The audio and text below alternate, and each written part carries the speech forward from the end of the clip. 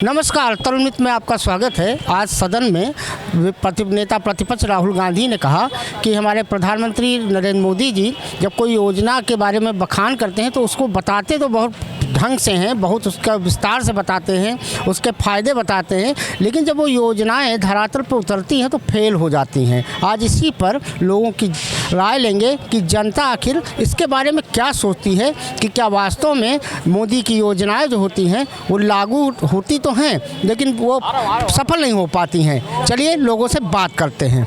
माननीय राहुल गांधी जी जो सदन में बोले हैं बहुत सही बात बोले हैं।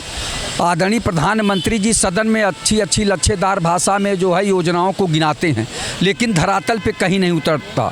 जब वही देश के प्रधानमंत्री जी कभी कहे थे कि 2 करोड़ लोगों को प्रतिवर्ष रोजगार देंगे, देश से भ्रष्टाचार समाप्त करेंगे, देश से महंगाई समाप्त करेंगे, विदेशों में जमा काला धन ला के देश में खुशहाली लाएंगे, क्या लाए? हुआ यहाँ खुशहाली? जिस देश में 81 करोड़ जनता आज भी 5 किलो राशन लेने के लिए मजबूर है।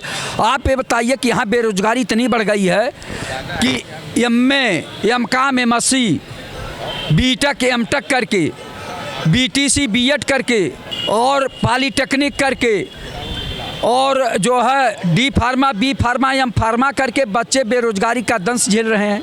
एमएससी पीएचडी डिलीट करके बेरोजगारी का दंश झेल रहे हैं। तो सरकार उस पर क्या कार्रवाई किया? या देश के प्रधानमंत्री जी जो बोले थे रोजगार के बारे में कि हम इतना देंगे 2 करोड़, तो अब तक दिए होते तो लगभग 20 करोड़ लोगों को रोजगार दे दिए होते। तो रोजगार कितना दिए उस पर बोलते नहीं।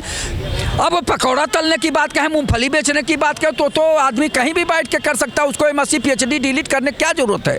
तो ये चीज़ें हैं। देश के प्रधानमंत्री जी कोई ऐसी कार्य योजना नहीं लाए कि देश में विकास हो, देश के लिए जो है थोड़ा सा अच्छा हो। और इधर कहते हैं कि हम विश्वगुरु बनने जा रहे हैं, मेरा 56 इंच का सीना है। तो 56 इंच का सीना है तो कुछ धरातल पे दिखाई देना चाहिए। धरातल पे कुछ नहीं दिखाई दे रहा। बस हाँ, केवल ये धर्म की घुट्टी पिलाते हैं। जब आप रोजगार की बात करोगे तो पाकिस्तान की बात करेंगे, जब आप फिर रोजगार की बात करोगे तो हिंदू मुसलमान की बात करेंगे देश के प्रधानमंत्री जी। फिर अगर बात करोगे तो कहेंगे मंदिर बनवा दिए। तो भैया मंदिर तो आस्था का विषय है। आप रोजगार कितना दिए बताइए? रोजगार कितना दिए? कौन सा कल कारखाना लगा दिए देश में? कौन सा विश्व लेवल का विश्वविद्यालय बना दिए? विश्व लेवल का कौन सा मेडिकल कॉलेज बनवा दिए? आपने तो कुछ किया नहीं। केवल ऊपर ऊपर बोलते हैं कि देश को मैं आगे ले जा रहा हूँ और इतना कर दूंगा और 2047 तक इसको विकसित भारत बना दूंगा, और दूसरे देशों को गिनाते हैं। यहाँ प्रति व्यक्ति आय नहीं देख रहे हैं कि घटती जा रही है। प्रति व्यक्ति आय जो है भारत की घटती जा रही है, और कितना भारत पे कर्जा बढ़ता जा रहा है इस पे भी नहीं ध्यान दे रहे हैं। तो आप बताइए कि जब देश कर्जे में डूबेगा तो कैसे इस देश का विकास होगा और कैसे आप विश्वगुरु बनेंगे? तो 56 इंच का सीना कहाँ गया? जब कर्जे में डूबे रहेंगे तो 56 इंच का सीना केवल दिखाने का है। माननीय प्रधानमंत्री जी शर्म करिए। देश को उबारने के लिए अच्छी आर्थिक नीति होनी चाहिए। सवाल ये है, राहुल गांधी आज सदन में बोले कि मोदी जी अपनी योजनाओं के बारे में बखान तो बहुत बढ़िया तरीके से करते हैं, बहुत बढ़िया लच्छेदार बातों में, लेकिन योजनाएं वो जब धरातल पर पहुँचती ही नहीं है, लागू ही नहीं हो पाती है, ना पूरी हो पाती है। तो हमको लगता है कि प्रधानमंत्री जी भाषण दे सकते हैं। प्रधानमंत्री जी योजना के रचना में, योजना के पॉलिसी में, योजना के क्रियान्वयन में अनभिज्ञ हैं। उनको कोई अंदाजा नहीं है कि जो योजना मैं गढ़ रहा हूं, आज तक भारत सरकार के कोई योजना उठा करके देख लीजिए, जितनी योजना है ये सब योजना कांग्रेस की है। आज जो इन्होंने योजना बनाई है, हमारे योजनाओं का इन्होंने नाम बदला है। इन्होंने कोई योजना नहीं बनाया। हमने जो है यहाँ आप समझ लीजिए कि सुई से लेकर के जहाज तक कांग्रेस ने बनाया। अब पूरा सिस्टम कांग्रेस ने बनाया, पूरा संविधान कांग्रेस ने बनाया, पूरा गरीबी से देश को कांग्रेस ने निकाला। आज तमाम तरह के शिक्षा अनुसंधान कांग्रेस ने खोला। सारे primary school, middle school, intermediate सारा कांग्रेस, केंद्रीय विद्यालय कांग्रेस ने खोला। इन्होंने क्या खोला? एक तो मंदिर का स्कूल खोल दिया। भाई अच्छी बात है, मंदिर का स्कूल होना चाहिए, चूंकि भारत धर्म प्रधान देश है। तब मंदिर का काम खत्म हो गया। ये देश आपको मंदिर बनाने के लिए, कुंभ कराने के लिए नहीं चुना था। ये देश 140 करोड़ आबादी अपने नौकरी के लिए चुना था।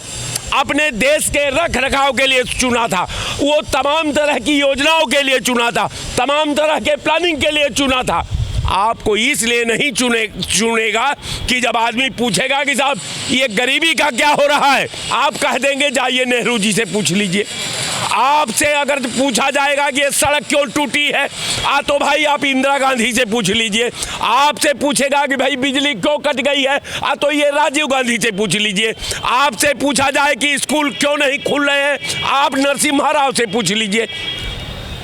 अब जब नरसिम्हा राव को जवाब देना है, जब पंडित जवाहरलाल नेहरू को जवाब देना है, तो फिर आपको प्रधानमंत्री आपकी क्या जरूरत है? जवाब तो आपको देना है कि देश में आपने देश को कटोरा आपने क्यों थमाया, देश के में 80 करोड़ आबादी को आपने 5 किलो और गेहूं और 2 किलो चावल के लिए क्यों हवाले कर दिया? कि भारतीय जनता पार्टी अच्छा ड्रामा कर सकती है, भारतीय जनता पार्टी से अच्छा कोई ड्रामा नहीं कर सकता, लेकिन भारतीय जनता पार्टी भारत के वैभव का, भारत के डेवलपमेंट का, भारत में उद्योग का, भारत में महंगाई का अगर रचना और डिस्कशन के पैरे पर बात की जाए तो भारतीय जनता पार्टी वही करती आई है कि जब इसे सवाल का जवाब पूछिए तो पाकिस्तान दिखाएगी, जब इसे सवाल पूछिए तो हिंदू मुसलमान दिखाएगी। अब बच गया तो नेहरू जी बतावें कि क्यों देश की दुर्दशा है। भाई देखिए, जो अनुभव है वो यही होता है। जैसे कि नमामि गंगे प्रोजेक्ट आया, गंगा साफ नहीं हुई। इन्होंने कहा था कि कुछ 5 लाख या कितने का वो देंगे जनधन योजना में, तो जनधन योजना का क्या हाल है लोग जान ही रहे हैं, मेंटेन ही नहीं कर पा रहे हैं लोग। ये लोग एडवर्टाइजमेंट पर पैसा बहुत ज़्यादा खर्च करते हैं। हमेशा प्रधानमंत्री जी की जो योजनाएं हैं या भारतीय जनता पार्टी की योजनाएं जहां भी होंगी, आप देखेंगे धरातल की नहीं होती। वो क्या चलाएंगे? भारत स्वच्छ अभियान। भारत स्वच्छ अभियान में झाड़ू लग रही है सुबह शाम, गंदगी फैल रही है, तो वो साफ़ ही नहीं हो सकती है। शौचालय योजना, शौचालय योजना में पैसा बंट गया, किसी के पास शौचालय बने ही नहीं, 12,000 रुपये में शौचालय नहीं बन सकता है। तो ये लोग एडवर्टाइजमेंट करते हैं। बस वैसे एक कहावत है कि चातक के मुंह में जैसे पानी ये 2 बूंद गिरा दीजिए। प्यासा मर रहा हो, उसके बूंद में 2 पानी गिरा दीजिए तो मरेगा तो नहीं, लेकिन मरने से ज़्यादा खतरनाक हो जाएगा, उसको और ज़्यादा पिपासा बढ़ जाएगी। तो इसीलिए भारत की जनता के लिए है। 3 बार आप देखें इन्होंने अन्न योजना को बढ़ाया अपने वोट के चक्कर में। तो ये कोई ऐसी ठोस योजना नहीं बना पा रहे हैं जो जनता के हितों और समाज के हितों का हो। आप देख रहे हैं विदेश में हमारे लोग डंकी मार करके जा रहे हैं, फ्रांस में जा रहे हैं, तमाम जगहों पर जा रहे हैं। गुजरात में इन्होंने बहुत डेवलप किया 15 साल, 18 साल, 25 साल, लेकिन वो लोग डंकी मार के जा रहे हैं, बिना पासपोर्ट के जा रहे हैं। तो ये जो तरीके हैं भारत को बदनाम करने का तरीका है। मैं आपको बताऊं कि मैं कुछ दिन पहले नेपाल गया था। नेपाल से आते समय शाम हो गई, ठंडक का मौसम था। एक चाय की दुकान मिली, तो ठंडक की वजह से हम लोगों ने कहा चाय पी लें। 4 लोग थे। उसने चाय हम लोगों ने जब पी तो उसने कहा साहब 50 रुपये प्रति चाय, यानी 200 रुपये हुई। हम लोगों ने भाई कुछ कम कर ले। वो कहता है भाई हम लोग मेहनत करके खाते हैं, हम लोग भारत की तरह भिखारी नहीं, भारत के लोगों की तरह कि वहाँ हम 5 किलो अनाज पा रहे हों। वहाँ के राजनेताओं की तरह हमारे यहाँ के राजनेता नहीं हैं कि जो है भ्रष्टाचार कर रहे हों। तो ये जो अंतर्राष्ट्रीय स्तर पर हमारी छवि गई, ये निश्चित बहुत ख़राब गई है। क्यों हम ऐसा नहीं है, चाहे हमने उसकी पी ठीक है, लेकिन उसके विचार कैसे हैं हमारे यहाँ, ये महत्वपूर्ण है। कनाडा हमको आँख दिखा रहा है, फ्रांस हमको आँख दिखा रहा है, रूस हमको आँख दिखा रहा है, रसिया हमको आँख दिखा रहा है। जहाँ जहाँ जा रहे हैं कुल ले दे करके पाकिस्तान को ये अपना प्रेम सौंपते हैं, ये बांग्लादेश को सौंपते हैं। आप देख रहे हैं एक तरफ कहते हैं कि हिंदू मारे जा रहे हैं बांग्लादेश में, दूसरी तरफ से हसीना को अपने घर में बैठाए हुए हैं, उनको संरक्षण दे रहे हैं। दूसरे अभी बजट जो पेश किया गया इसमें कई करोड़ों रुपए बांग्लादेश को दिए जाने की संभावनाएं हैं, उसमें बजट में है। तो ये सारी चीज़ें बहुत देखने की चीज़ें हैं।